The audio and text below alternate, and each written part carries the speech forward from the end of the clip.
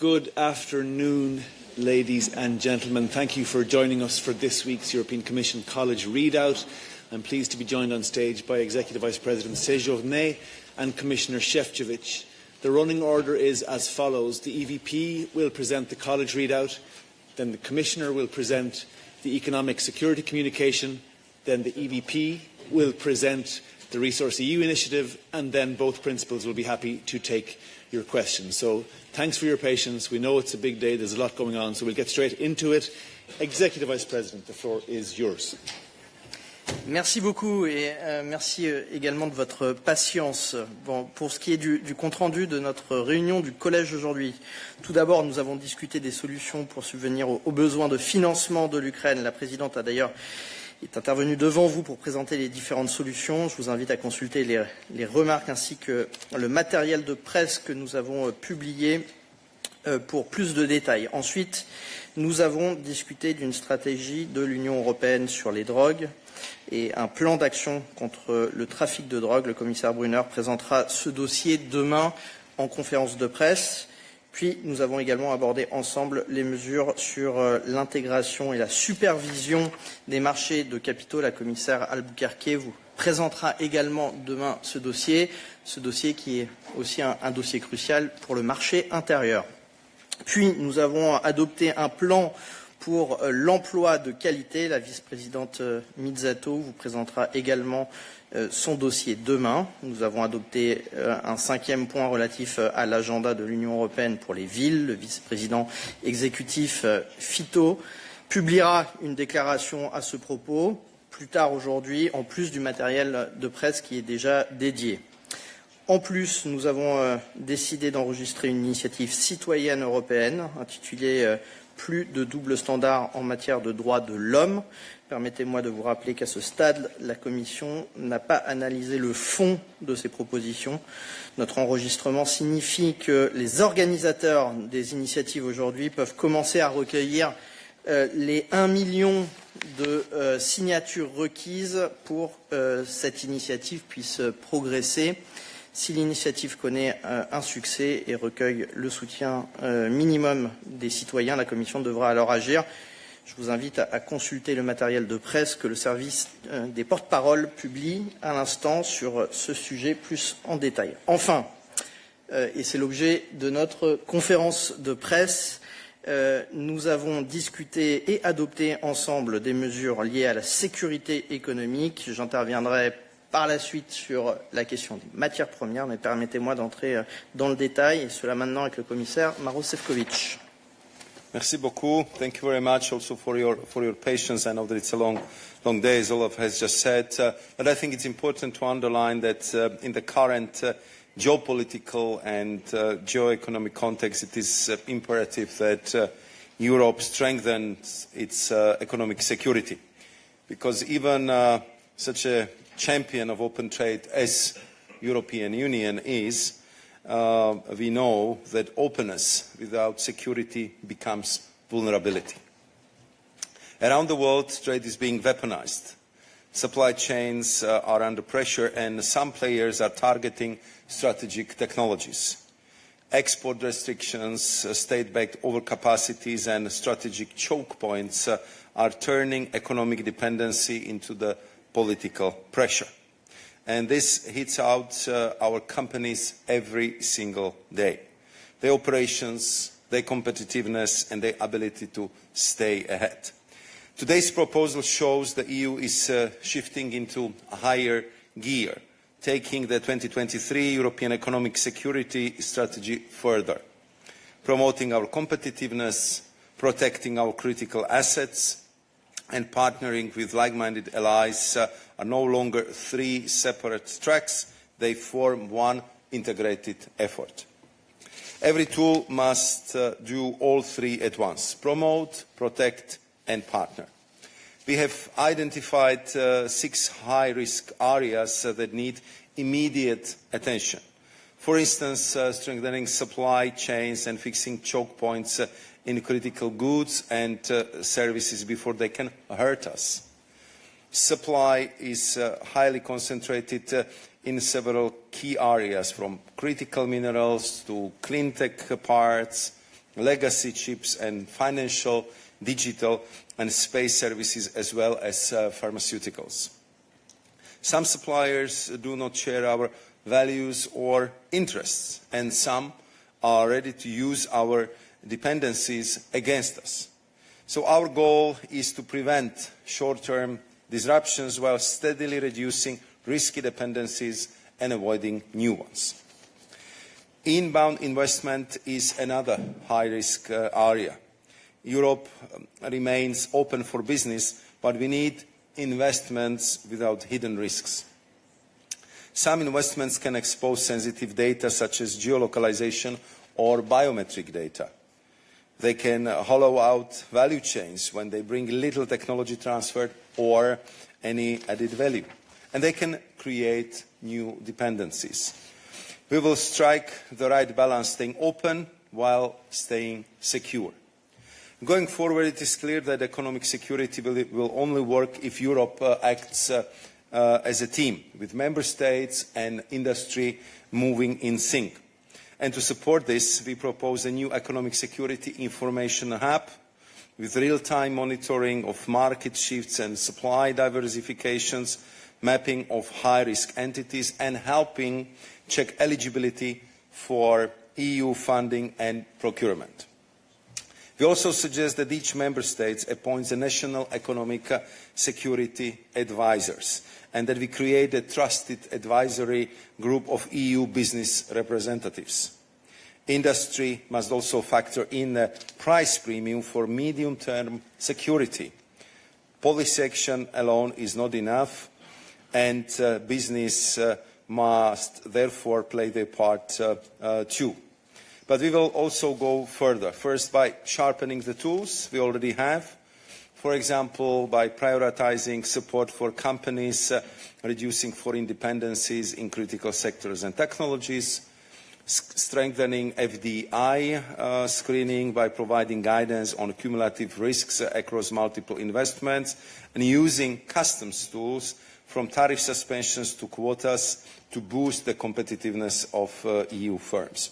Second, we will develop new measures, for instance, to counter unfair trade and global market distortions, including state-driven overcapacity.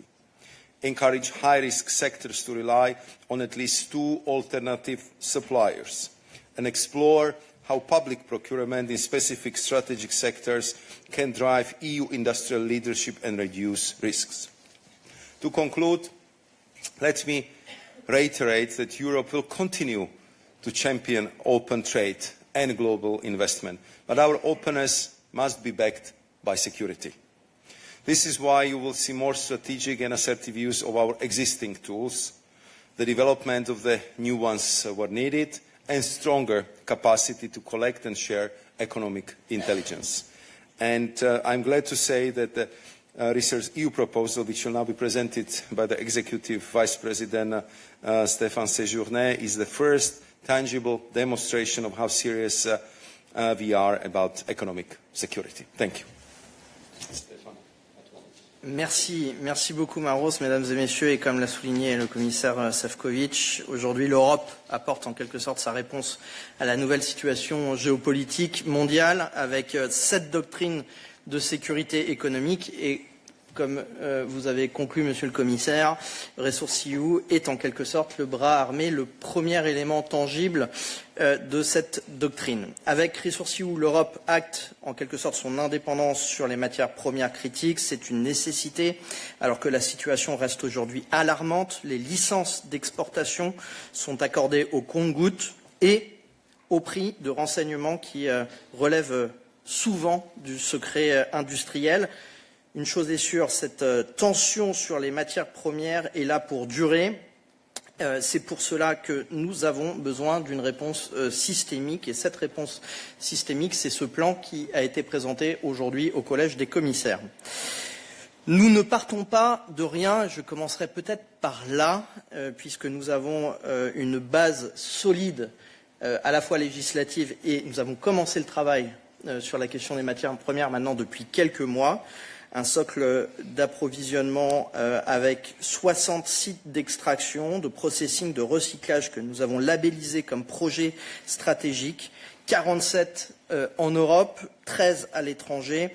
Un nouveau pool de projets sera annoncé mi-janvier avec un nouveau call qui est aujourd'hui en opération, et puis des partenariats à l'étranger. Je pense notamment à l'Ukraine, un MOU d'ailleurs que Maroš Šefčovič avait lui-même signé, Norvège, Australie, Canada ou encore Afrique du Sud la semaine dernière pendant le G20. Malgré cela, nous manquons encore d'outils dont nos concurrents disposent pour être à la fois efficaces et rapides, et trop de projets sont ralentis, trop de contrats sont ratés, faute notamment des outils appropriés.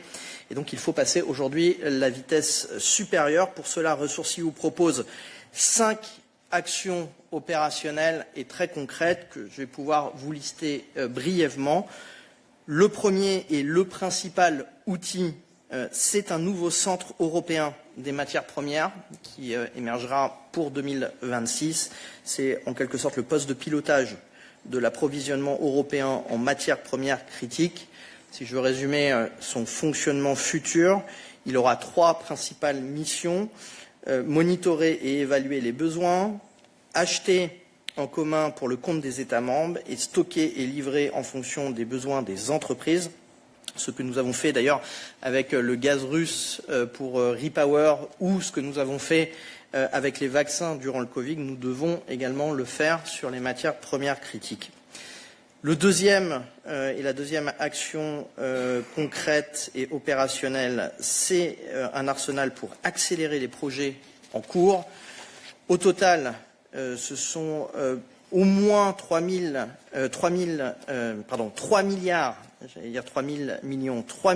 d'euros de financement supplémentaire qui sera mobilisé sur les 12 prochains mois.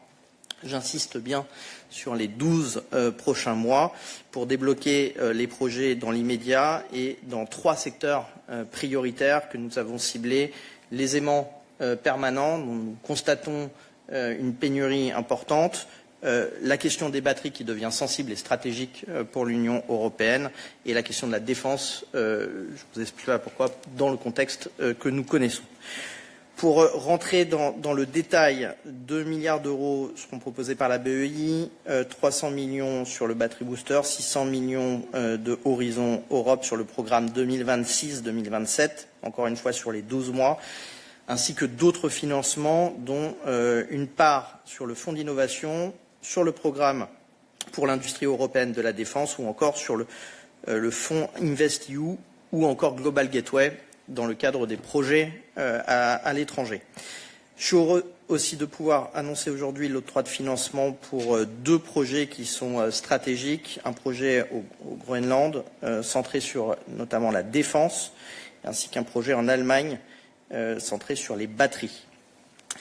Nous comptons évidemment aussi sur les pays européens pour mobiliser leur fonds de cohésion. C'est un aspect du financement qu'il faut également approfondir avec l'ensemble des États membres. Et outre les financements, nous attendons également un cadre réglementaire pour accélérer, simplifier les permis, en particulier sur l'extraction. Enfin, la circularité est un volet essentiel de ce plan. Nous maintenons le scrap, c'est-à-dire les chutes et la ferraille de matières premières critiques en Europe pour créer une vraie filière européenne de la circularité et du recyclage. Dès le printemps 2026, nous mettrons en place des restrictions sur les exportations et des mesures de restriction sur les exportations de déchets d'aimants permanents et d'aluminium notamment. Nous augmentons aussi les investissements en recherche et développement pour le recyclage et la substitution. En quelque sorte, je l'ai souvent eu l'occasion de le dire, les matières premières les mieux utilisées sont celles que l'on n'utilise pas et nos industriels ont des programmes de recherche, y compris pour substituer ou pour éviter d'utiliser ces matières premières, ce qui contribue très clairement à notre plan de réduction des dépendances. Troisième action, le soutien à la demande. Nous allons créer une nouvelle plateforme de matching. Elle connectera les acheteurs, les vendeurs, les investisseurs. Elle permettra aussi l'agrégation de la demande et les achats groupés au niveau européen. Par ailleurs, il va de soi que notre action ne peut fonctionner que si les entreprises européennes jouent le jeu et, en d'autres termes, si elles s'engagent à cesser d'acheter 100% chinois, en l'occurrence pour les matières premières, pour la plupart du temps, pour diversifier, acheter au niveau européen. J'ai eu l'occasion de leur dire lors de tables rondes la semaine dernière, c'est un message important, d'intégrer dans leur business plan la question de la sécurité économique et devient également nécessaire pour le secteur privé. Au titre de la loi sur les matières premières critiques, les entreprises européennes doivent déjà prendre des mesures pour assurer un approvisionnement diversifié de minerais critiques. C'est écrit déjà dans la loi. Et avec Resource EU, nous précisons les choses. Nous amendons la loi sur les matières premières critiques pour obliger les entreprises à d'abord informer leur board de telles mesures et puis nous donnons la possibilité également de vérifier très concrètement si de telles mesures sont effectives sur place auprès des entreprises. Si ce n'était pas le cas, il va de soi que nous envisagerons évidemment de passer par la diversification obligatoire, j'ai envie de dire. Cela pourrait faire l'objet d'un futur acte délégué si cela est nécessaire et donc d'imposer cette diversification aux entreprises européennes par la loi. Encore une fois, ce n'est pas le cas aujourd'hui et ce n'est pas ce que propose le plan, mais néanmoins, il y a un wake-up qui est fait très fort et très insistant auprès de nos business. Quatrième action, la mise en œuvre des partenariats internationaux. Je serai court sur cette partie-là, mais nous avons beaucoup de MOU au niveau européen. Il s'agit maintenant de pouvoir les implémenter et donc d'avoir concrètement des accords. Nous ouvrons également de nouveaux partenariats. Je pense notamment au Brésil prochainement, avec de nouvelles opportunités. Et puis d'autres travails continueront, notamment dans le cadre du G7 et du G20, par exemple, sur des standards de résilience, de diversification ou encore sociaux et environnementaux qui assurent des bénéfices mutuels en cas d'accord et de partenariat. Cinquième et dernière action, la protection du marché intérieur. L'idée est simple, nous devons assurer une réponse européenne et éviter le réflexe protectionniste que l'on a pu connaître, par exemple pendant le Covid, en cas de pénurie d'une matière première ou d'une molécule. Pour cela, Resource EU prévoit l'activation en cas de crise ou de pénurie du règlement sur les situations d'urgence et la résilience du marché intérieur, plus connu sous son acronyme d'IMERA. Il s'agit d'un instrument hérité du Covid, comme vous l'avez compris, mais nous aurons la possibilité de l'activer dans un cas particulier, et dans le cas particulier des critical raw materials. Il donne les moyens à la Commission d'organiser des achats, du stockage d'urgence et d'organiser y compris les livraisons des stocks qui seraient nécessaires en cas de pénurie. Voilà, en conclusion, mesdames et messieurs, vous l'aurez compris, Resource EU, c'est plus qu'un texte, c'est une sorte de pilotage et de poste de pilotage pour augmenter, pour diversifier, pour coordonner en temps réel l'approvisionnement de matières premières en Europe, matières premières vitales pour nos industries européennes. Le coût de l'indépendance est bien moins élevé que le coût de la dépendance. C'est probablement dans ce contexte géopolitique tendu que nous devons accélérer sur cette question et ce texte le permet. Je vous remercie. Merci beaucoup, vice-président exécutif. On peut maintenant passer à vos questions. Commençons par Joanna. Hello. Thank you so much, Joanna Sapinska, the Capital Forum. A question to Commissioner Šefčovič on the economic security communication. Given the need for a more proactive approach, is the Commission planning to increase staffing in its Trade Defence Department, which is extremely stretched in handling trade defence complaints? I think it was CEFIC, which represents the EU chemical industry, which called on the Commission recently to increase the number of posts by at least 20. So is there any plan to do so in the in the near future? Thank you. Thank you.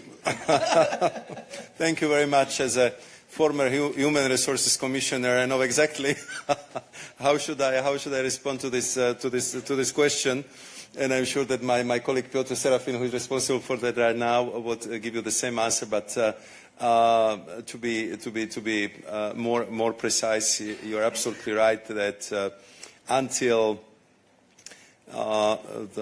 this Commission entered into office, we had the Directorate General for Trade. And actually, big change was that now it's Directorate General for Trade and Economic Security. So indeed, you are absolutely right that they got the new responsibilities, and I very much appreciate not only close cooperation with Executive Vice President and his team, but with many other colleagues. And if you look at what I would suggest, page 3 of our communication, you would see that we already have something like 30 different instruments for managing the economic securities, but they've been used in a fragmented way. So therefore we want to have a more integration, and therefore we want that DG Trade and Economic Security would do this appropriate coordination. I know that we have huge pressure under the human resources everywhere across the Commission. And I also know that DigiTrade has, if I recall correctly, something like 560 people. So far, I would say the question would be, what can we do to redeploy human resources to support, I would say, those units and departments which are under much more pressure than right now. I think it's always also the sign of the good manager to know how to use the human resources in the most efficient way. And of course, we will have this usual redeployment process, which is happening, I think, once a year. And then, of course, the case is made, and we are kind of looking at it from the perspective of the whole college, because as you noticed, is that there are more and more responsibilities which have been tasked to the European level, but unfortunately we still have the same size of our personnel who has to deal with that, and that's also one of the issues which clearly will be also very much on the mind, I'm sure, of our colleagues who will be negotiated the next multi-annual financial framework. C'est sûr. Peut-être un mot, puisque le commissaire Šefčovič me pousse à également répondre. Pour ce qui est des ressources EU et des outils proposés, je faisais le parallèle avec nos concurrents américains. Il y a du personnel également spécifique pour pouvoir mettre en contact des entreprises, faire du matching, utiliser et y compris avoir de la ressource dans le cadre du nouveau CRM Center. Et donc il faudra avoir une réflexion RH, et là on laissera évidemment notre collègue Sérafine faire les arbitrages et les décisions sur la question des personnels, mais pour prendre un exemple du modèle américain, ce sont plus des profils de salles de marché qui font ce travail-là, qui ont une forme de flexibilité, de savoir-faire, et donc il faut pouvoir également se hisser avec quelques compétences probablement, et aussi de la bande passante en termes d'emploi. Donc la question, par exemple, des ressources allouées au CRM Center sera aussi une question à la Commission. J'en ai profité comme ça. Merci, EVP. Clara. Oui, je faisais ma question en français. Clara Candelet pour le journal japonais Asahi Shimbun. Donc premièrement, pour les deux, la Chine n'est pas mentionnée dans la communication de l'Economic Security, mais si dans celle de ressources UE. Est-ce pourtant correct d'assumer que les deux communications sont principalement adressées à la Chine? Est-ce aussi une façon de dire que les dialogues au sommet UE-Chine cet été et par après ont été un échec? Et juste une deuxième question. Il a été dit que le Japon est une inspiration pour ressources UE. Pouvez-vous en dire plus? Merci. Oui, le Japon a été une inspiration dans le sens où le JOMEC, qui est l'agence de gestion des matières premières japonaise, est une forme d'exemple, pas pour uniquement l'Europe, mais à travers le monde, et un certain nombre de délégations internationales vont au Japon constater le fonctionnement, l'organisation des matières premières critiques et de la sécurité économique qui a été mise en place. Le Japon a été un des premiers pays à mettre à l'ordre du jour du G8 à l'époque, du G7 maintenant, cette question de la sécurité économique. C'est un pays qui a été en pointe sur cette question-là et qui reste une inspiration également, puisque également ont une forme d'expérience à la fois géographique avec des partenaires qui ont joué des dépendances et en même temps sur les outils juridiques et opérationnels qu'ils ont mis en place. Donc oui, le Japon restera, en tout cas, je pense, une forme de référence. Pour ce qui est de vos deux premières questions, non, la sécurité économique est devenue probablement un enjeu global et pas uniquement focalisé sur un pays. Néanmoins, sur les matières premières, force est de constater que nous sommes dépendants le plus souvent, en fonction des matières premières, d'un seul pays qui est la Chine. Alors cette dépendance, elle a été construite à la fois avec l'assentiment des Européens, puisque nos off-takers, ceux qui achètent de la matière première, l'achètent à la Chine pour des bonnes raisons, souvent, parce que c'est pas cher. Et en même temps, il y a une stratégie chinoise qui a monopolisé entre 70 et 80% soit de l'extraction, soit du raffinage en fonction des matières premières critiques. Donc oui, de fait, quand nous décidons de réduire les dépendances sur les matières premières, à la fois en diversifiant nos approvisionnements, on ne diversifie pas par rapport à l'Afrique du Sud ou aux États-Unis, on diversifie par rapport à la Chine, de fait, mais c'est le constat que nous partageons, qui est le fait que ce sont les matières premières chinoises aujourd'hui qui sont concernées. Si je regarde nos objectifs, pour vous donner quelques éléments d'objectifs de réduction des dépendances.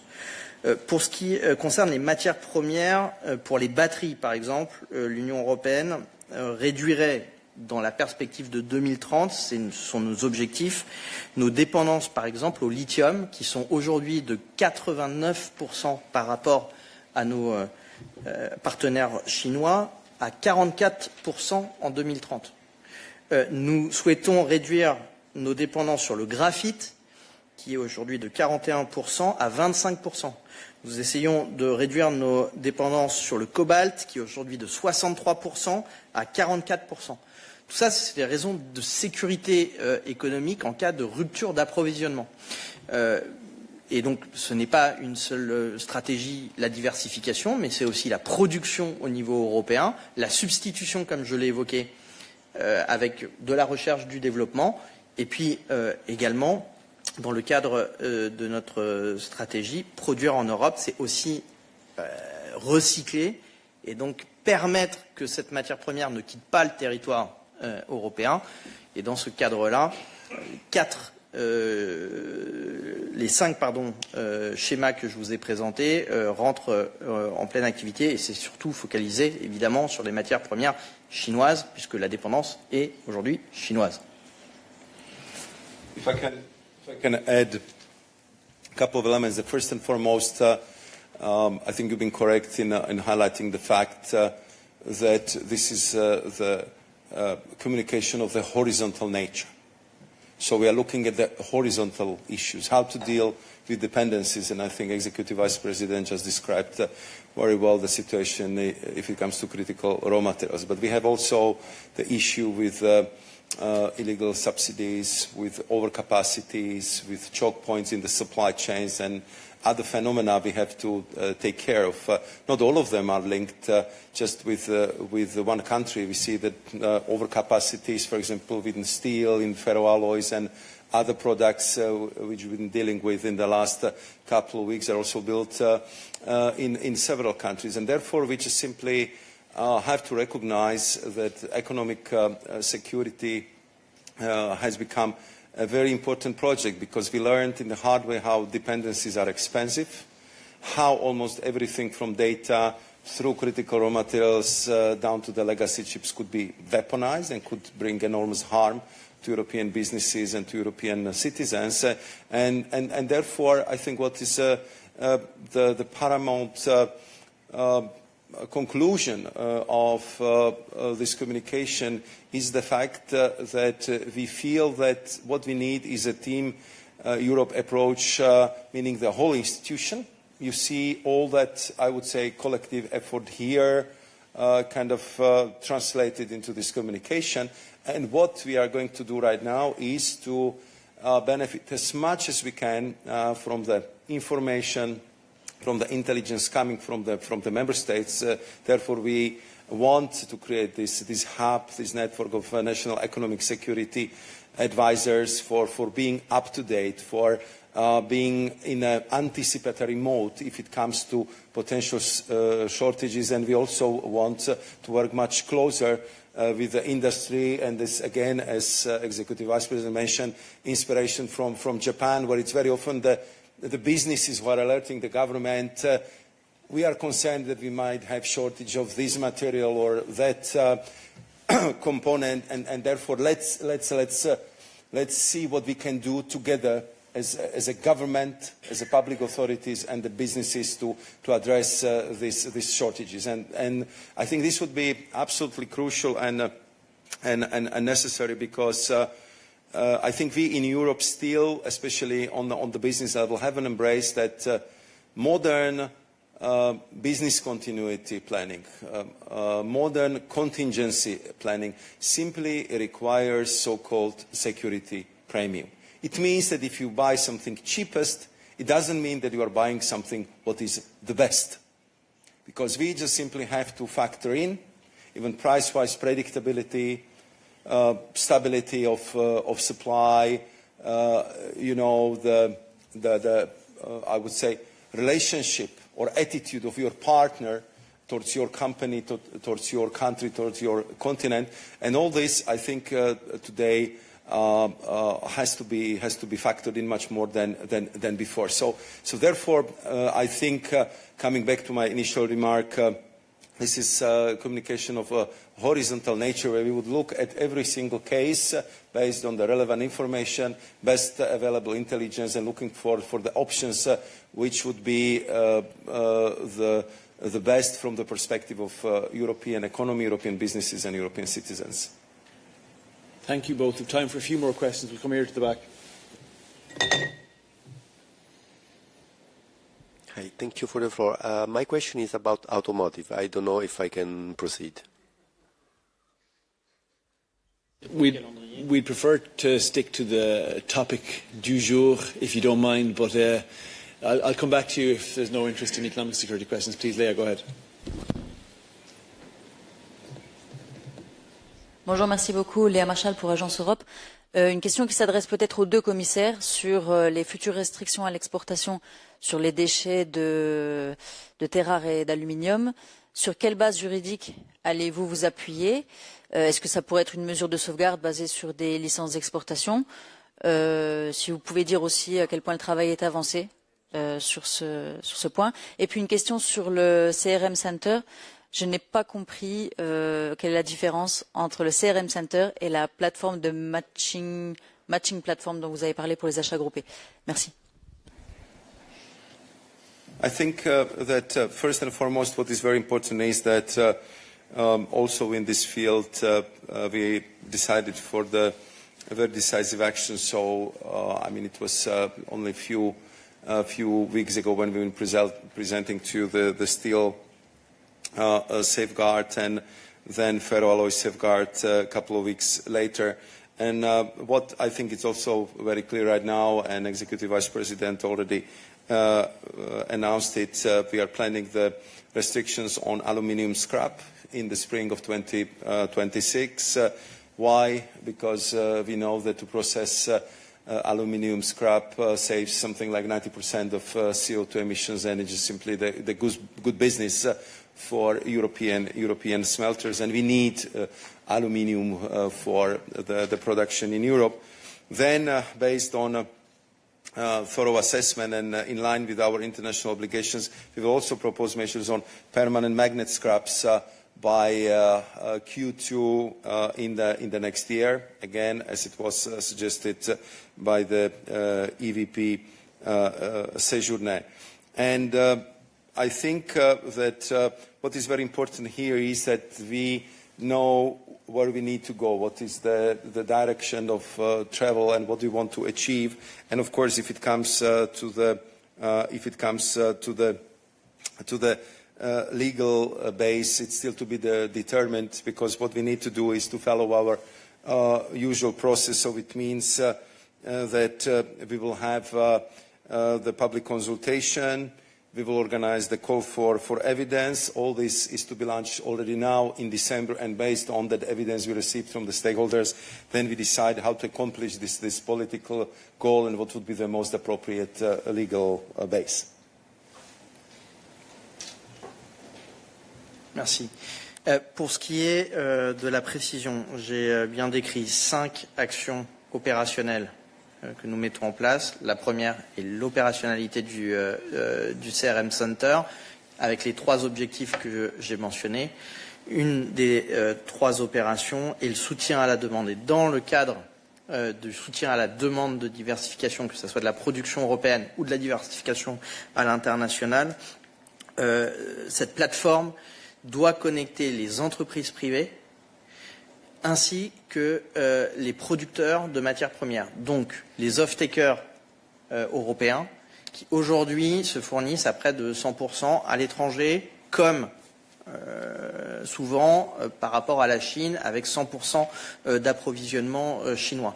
Donc c'est une incitation, et donc c'est une opération à côté, menée par la Commission, qui incitera fortement nos entreprises à pouvoir être mis en contact avec des opérations minières européennes ou à l'international issues des MOU que nous avons signés avec les entreprises qui produisent soit de la matière première, soit qui ont déjà processé la matière première et donc qui proposent un produit fini, ou même des entreprises de recyclage. C'est le cas de Solvay par exemple en France, qui produit des aimants permanents recyclés.